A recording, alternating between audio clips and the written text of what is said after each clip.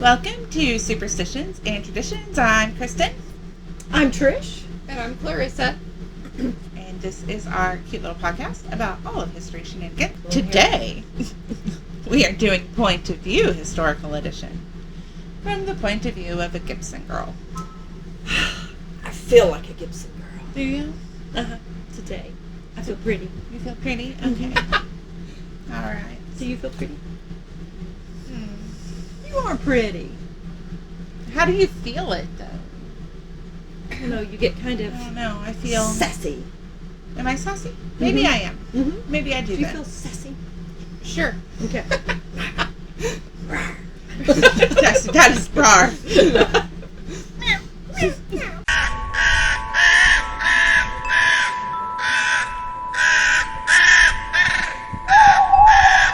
To personify beauty, turn heads, attract desirable suitors and female friends is my ultimate goal. I am perfecting my bouffant and chigon. My hair will be the envy of all. My beautiful gowns accentuate my small waist, round rump, and prominent bosom, and my graceful gait. The independence is what truly attracted me to the Gibson girl lifestyle. Pursuing education, perhaps even a career, romance, athletic and artistic endeavors, and social gatherings afforded the Gibson girl style. It's everything young and old women have yearned for. But the upkeep of this image can be demanding. Always worrying about my weight, my hair, my appearance, pursuing my interest in these long gowns. Being independent but not too independent is such a hard balancing act. Prior to Gibson's illustrations, we were floating through life, prized by our husbands, our only goal. Keeping a tidy home, rearing the children, were our only interests. Doors opened with these illustrations, expectations placed with now having a national beauty standard in the U.S. Everywhere we go, we are accosted with this image to live up to. The independence was the appeal, but we can't have that without meeting the demands of the image. We must walk the right way at all times, dress right, buy the right merchandise, style our hair. So overwhelming, but I am sure the stress of keeping up with appearance and social expectations is worth it. Well, first of all, I would like to say is that I kind of feel like a Gibson girl today. You don't have the right dress, but that's okay. I was thinking about the waist and the yes, the rump. The rump. Yes, and bosom. And the bosom, yes. So, one of my favorite songs ever is Redesigning Women. And so, mine too. I think that when you think about, you have this whole shift. Women have been they have been created and recreated, and society has kind of informed them of how they should be and who they should be and how things should be. And that started with the Gibson girl. Ah. Now, there were expectations of women, but there wasn't like a standard. Okay. There was you get married, you have kids, you take care of a house. You just handle a little bit of outside upkeep. You didn't do the bills, you didn't work, you didn't have interests. So the whole feminine shift is getting ready to happen, right? So the whole new woman concept, and we have that we can do things that women are. First of all, it was created by the man named Gibson. Yes. Okay. I can't remember.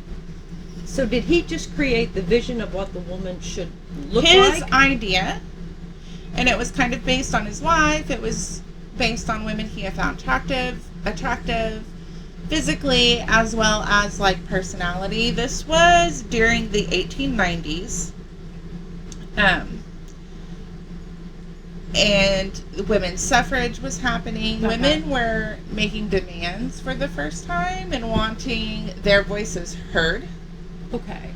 And something about that appealed to him. But with restrictions. So he started drawing and putting the publications in Life magazine, correct? Yes. So he started drawing and putting the publications in Life magazine. And so at first it was a picture. Okay. It was just this is the hair, this is the face, this is the body shape, this is the style of dress that he found appealing. Okay. And that was based kind of on his wife at that Kind time? of on his wife, Okay. and then other women kind of adopted this style. Okay. And it was the first, like, it girl ever. It was the first standard, the first, like, we had Valley Girls or Flappers was one. You know, the hippies. You can think back now to different decades and picture that image that represents that decade. Mm-hmm. Yeah. It all started with Gibson.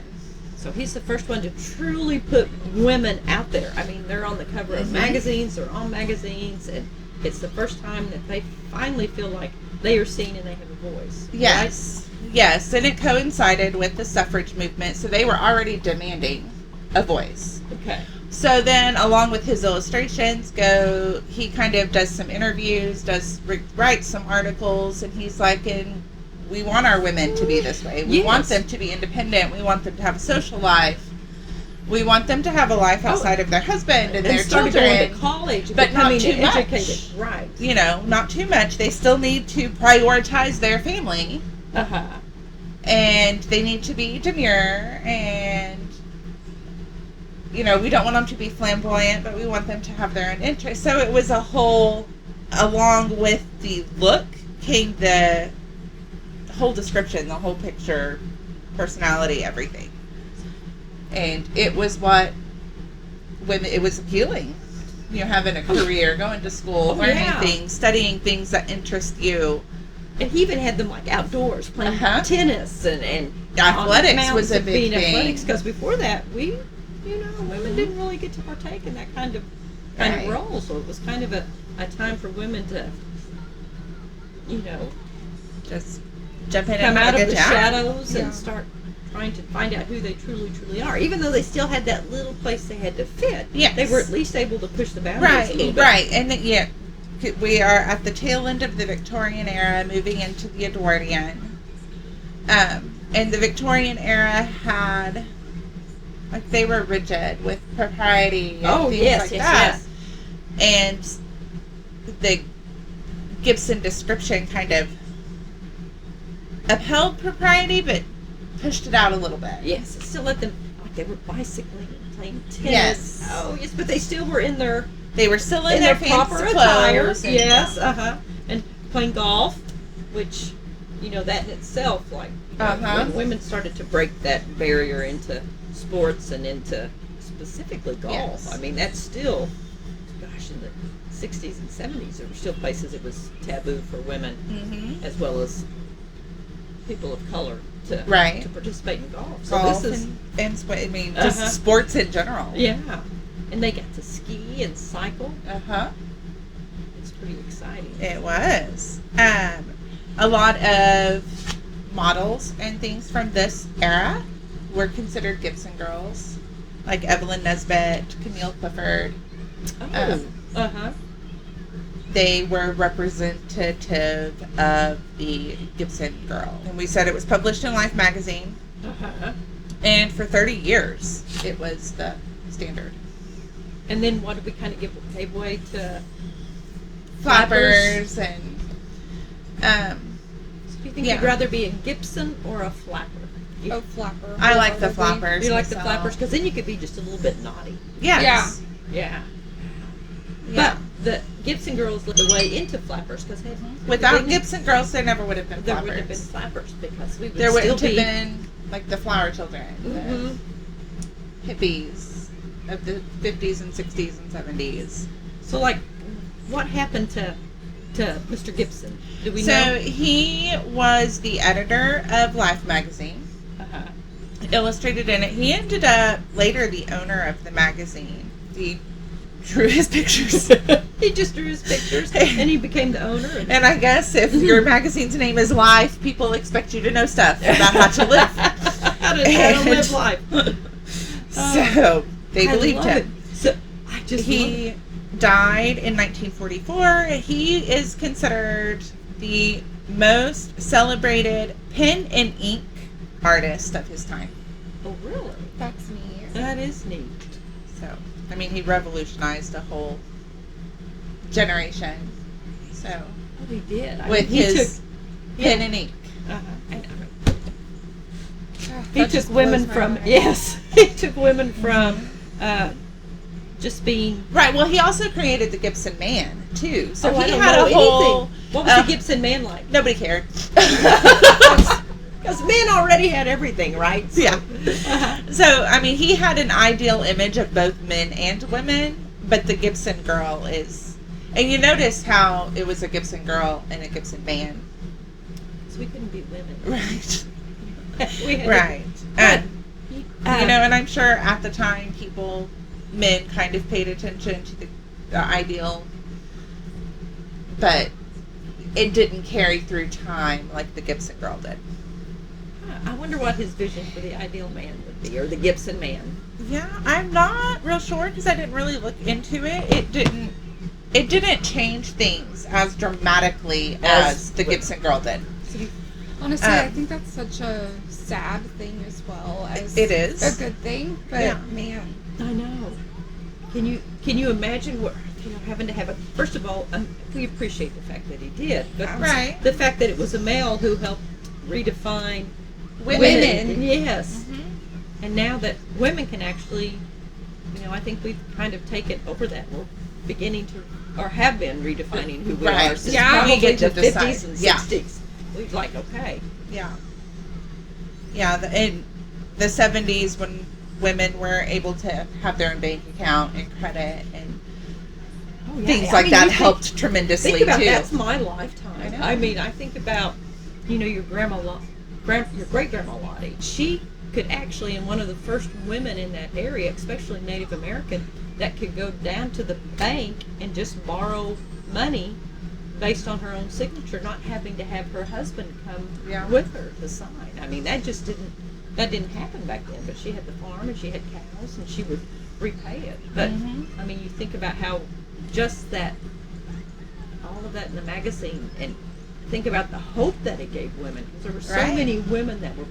yeah. I can't even imagine being Oh, gosh, stuck no. in that time period and going, look. And I love how it changed. I mean, it changed my future. It changed your Right. future. It's going to change little sweet Ellie's future, and hopefully we don't have to Right. go back. And it did good things, but then you also have to look at the other side of it where it has put us in a box of That its is own true. kind. That Because is true. now you have to do this and you have to look like this and Yeah. you have to, We have to have the thin waist and Right. the little round bun. which, and that stuff has changed Yes. with generations. This was corset time where, God. the Yeah. Can you imagine? I think we should all just get a corset and for one podcast. I don't even know if we could find that, but just oh, I have a corset. do you have a corset and put on some long dresses and see what it's like to just exist in that time period in the heat. I think. Well, I okay. mean, how could anyone So- be happy? We look at that and think the heat and being miserable and blah blah blah, but a lot of their fabrics and things were designed for that. Because they were a natural. Yes, and they had the undergarments that they wear to make the skirt poofy, and all of that was not necessarily for appearance. It was more for comfort in an uncomfortable kind of way. Really? Holding it out Interesting. so it's not clinging Not to touching you. and Yeah. you get a good Now the breeze. corset, that was vanity. Okay, that was vanity. That was my tiny waist, my big boobs. But the undergarments they used were designed like we have fabrics now that are quick dry and things like that we're woohoo we got, but I don't They like had- them. They're itchy. I just wear my cotton. Just want to wear cotton. It breathes. I like it. I don't want to have and that anything was else in it. the design. Now some of it was vanity and style, but most of the time there was the other side where holding the skirt out with those big hoops helped get air up, to your legs and thighs, and yes. So, you gotta get a little air up in there, or it's gonna get all, right. you know. Nobody wants all that swamp stuff. Exactly. Nobody wants to walk around smelling like swamp bed. No.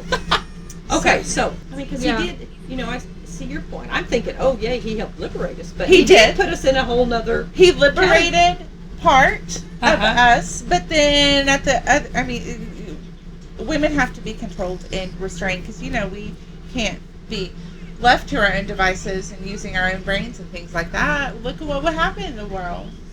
Yeah, so much better place. Let's do a switch up. Uh-huh. Historically, Yeah. queens without kings, single queens, were more powerful. Really? I could see it. Uh-huh. Uh-huh. I So. see that too. Maybe it is time. Yeah, Nobody puts baby in the corner. that's right. But yeah, I mean, and it wasn't just women. He did have his own version of the ideal man as well. Nobody cared. Oh, I would But so- okay. I can imagine that the ideal man was, you think he's like, he hunts, and Yeah. he plays golf. Probably and wears he's- plaid. Probably wears plaid. has You a know, pipe. and I don't know about all of that. I do know that for him being socially active and intelligent and prim and proper Uh-huh. was ideal. Yeah. So So tuxes. whether or not he decided, right, Yeah. probably suits or, Uh-huh. Yeah. whether or not he decided what sport, like they had to hunt or whatever, but they Uh-huh. had to be physically active. They Right. had to be out and about. They had to be social. As the proud aunt, and I will say that again, proud aunt of all of you nieces and great nieces and my nephews. But we're a lot of girls and women in our crew. I want us to continue to move forward so that Ellie can have the best life and experience. Well, okay. So we left him at, We don't know. we don't know. Either way. But to all the women that came before us, all those that got to wear their little skirts on the mountainside and play golf, and to those that helped blaze the trail and We fight have the pants fights. now. Yeah. I have shorts. Yeah. Uh-huh. I would show people. I'm in pajama bottoms. Mhm. So, I know if you could see us now. We kayak. I play in the yard. I dig with my hands. You do. All right. Well, let us know what you think. Think an ancestor. So they didn't wear corsets. I'm all fascinated by this. They did. They did. They still had to Gibson wear. girls wore corsets. They still had to wear corsets. So we didn't get that freedom yet. Did they have to wear penny loops? Probably. I mean, they're the poofy. Uh-huh. They're the tiny waist, poofy bottom, long dress. Let us know your thoughts. Like, comment, share, subscribe, do all of that stuff. Pretty please. If you listen to us on Spotify, please rate us nicely. Yes, please, nice, because we're sweet. Most of the time. Most of the time. Be kind. Be kind. Please For be real. kind.